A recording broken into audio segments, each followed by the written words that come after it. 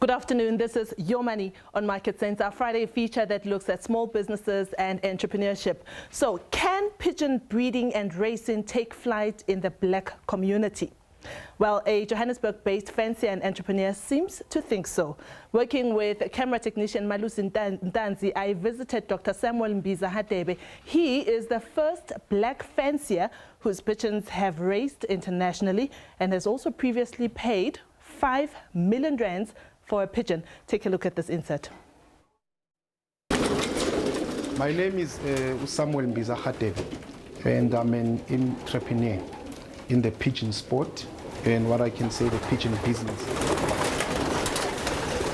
Pigeon racing is an elite and unique sport worldwide. The sport originates in Belgium and has glided south to the African continent. As the only black person currently in the sport and on international level. So I had to go out there, search for the right people, in this case, of course, white people. And fortunately, by the grace of God, met the right people. That's very important in any business. Met the right people, got the right advisors, and it went on from there. These ones, they'll be running around and Hadebe acknowledges that this business is an expensive one to get into. The highest price that was paid for one pigeon was an equivalent of 20 million rands by Chinese investors. Naturally, a bird this expensive can be expected to yield attractive returns. He himself has splurged 5 million rands buying a golden prince pigeon. There's maintenance. You need to feed the birds. Depending on the level you are, there's a startup level. The level I am, I'm international. You need to feed this bird. The food quality is like a sportsman. The food quality is not the same. You know, you have to import your food. Your medication, there's medication. There's fuel and transportation for training the pigeon. Can be quite expensive. Samuel believes that growing the pigeon racing industry can give birth to multi-million rand entrepreneurs, create jobs and grow the ailing economy. To advance this, he's currently in the process of opening a club in Soweto with hopes that it will get youth off the streets. It has received overwhelming response from the international community. They are supporting the club. Spoken to certain suppliers of medicine, spoke to certain pet shops for food, have had good deals. So we are going to get things cheaper. We are working as a club, putting money together so that one does not bear the burden of by themselves of the amount. So it's a project in progress. But such kind of projects will work more for our black communities than an individual who is struggling to start on their own. It can be complicated. Racing pigeons are no ordinary pigeons. They're aerodynamic with strong muscles. Their distinct beak sets them apart. They can fly distances of between 200 kilometers and up to 1,000 kilometers in a long-distance race. Hadebe describes this industry as a gold mine business that needs exposure. He makes his money by selling his birds on the international market, earning foreign currency, and he's willing to give support to those with an interest. He believes government should provide support so that many more aspiring entrepreneurs can aspire to this profession. After all, the sky is the limit. As always, we encourage you to engage us and tell us what you think of our weekly features. My email address is le@sabc.co.za. We'd love to hear from you. Well, yeah, I really am keen to hear from you about what you think of pigeon racing and the fancier Dr. Samuel Hadebe. Now, moving on to another story, one of the biggest obstacles for small businesses is their inability to raise funds. The Craft and Design Institute is stepping in to assist. The institute has opened an application round with 12.8 million rands to boost SME growth and job creation. The CDI Growth Fund is a grant fund specifically for growing South African small businesses who need a cash injection to scale up further and create jobs. Erica Elk is the Executive Director at CDI. She's here to tell us more about how you can apply for your business. Erica, thank you so much for your time. What do you think of that package, pigeon fencing and pigeon racing? Do you think this is the kind of business you guys could fund? Off the top of my head, without looking at the financials and the projections, we'd be interested in looking at it. It's a very interesting business. I never would have thought about it. It's interesting indeed. Let's get to the nuts and bolts of the Growth Fund. Tell us about the second round. Who is eligible to apply? I know that a lot of entrepreneurs that I've spoken to, top of their biggest problem is getting funds to get their business going or to take it to the next level. How is this done step by step? So this fund it's a Jobs Fund project. So we've got matched funding from the Jobs Fund and the Technology Innovation Agency. It's aimed at businesses that are in a growth spurt. Yeah. So the Jobs Fund want jobs, sort of unequivocally. Yeah. South Africa needs jobs. So we are looking at businesses. They need to have been in existence for more than a year or longer. They need to have traction in the market. They need to have a product that is showing, or a product or a service that is showing traction in the market. And they need to have a minimum turnover of R1 million. Then they can apply to our Jobs Fund grant. It's an 80-20 grant. Okay. So we need the entrepreneur to put 20% of what they're asking for on the table. And that's a very, very important criteria for us, because it shows a commitment, but also that the business has some ability to fund their growth. So I know that you talk about an 80-20 split. Sometimes a business or a concept is so great, but as an entrepreneur, I just don't have the 20%. I really do not have it.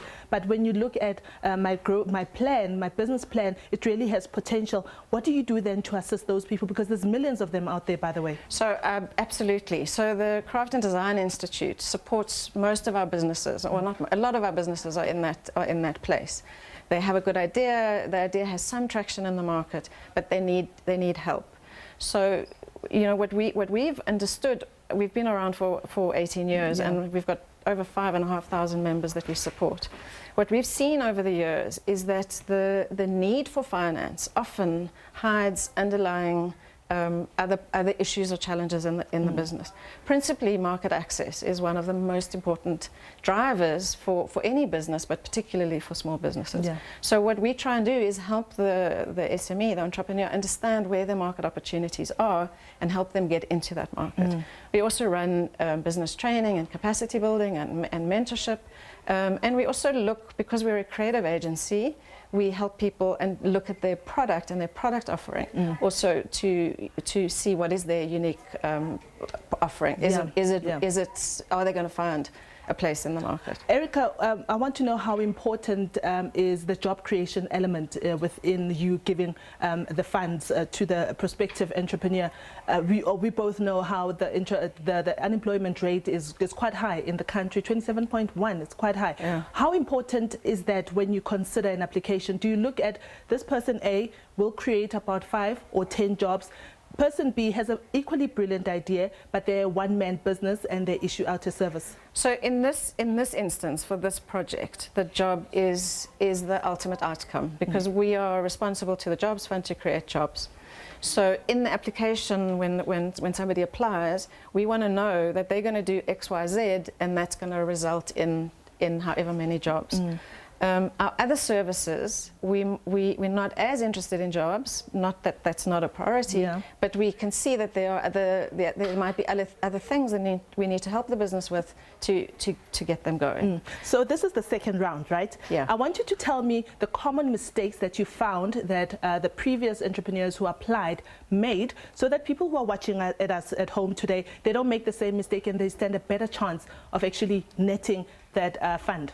So the key issue here is that we're looking for jobs that are about to grow or are on a growth spurt. So if you think that the funding will help you create the job, then it's not the right fund for you. But if you're a business and you know that if you have a bit of injection of capital and it's going to put you into the position to create 1 job or 2 jobs or 3 jobs or 10 jobs, then this is the right fund. We need to understand what is your business, what is your financial record over the last year, and what your vision is going forward. Okay, one more time. I'd like you to give our viewers step by step of the criteria that is needed, because that is important. You know, we really don't want people flooding inquiries only to see that they did not understand. I really want you to give out step by step who is eligible to apply. So it's got to be an existing business. Existing business. Has to have been in existence for a year or more. Okay. Has to have a turnover of R1 million or assets of R1 million. Have to have a plan around how they are going to grow and what they need to do. So we don't tell them what to do, what they need to do to grow their business. And on what kind of details, where do you find the Growth Fund? On our website, CDI Capital.co.za,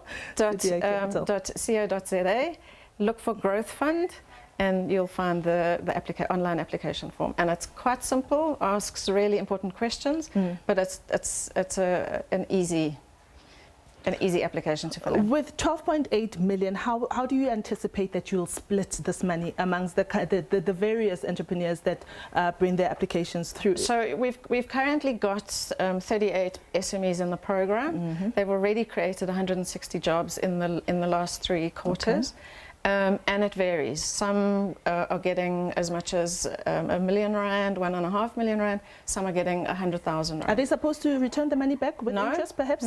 No. So this is a grant. It's a grant. It's a grant to spend to create jobs, but the 80-20 split is very important for people to remember. And just as a parting shot, let's take a look at the outlook for entrepreneurship and SME in the country. We have a new Minister of Small Business and Development. What do you think should be on her priority when it comes to entrepreneurship and small businesses? So I think it's fantastic. There's a great focus on small business development in South Africa. I think we've got to look very carefully at how we are supporting them. And we have to take a needs and a market-driven approach to supporting SMEs. All right, Erica Els, thank you so much for your time. Erica is the Executive Director for CDI. That is the company responsible for the Growth Fund. They say they're giving away 12.8 million rand to qualifying small businesses. You must go to their website. It will give you all the details about how you can go about applying and what criteria is needed. And hopefully 1 or 2 of our viewers, will be able to get there. So after the break, we have Books on Point. This is my favorite with Nastasia Arendse. Today she sits down with Michelle Leroux, the co-author of Law Fair, Judging Politics in South Africa, right after the break.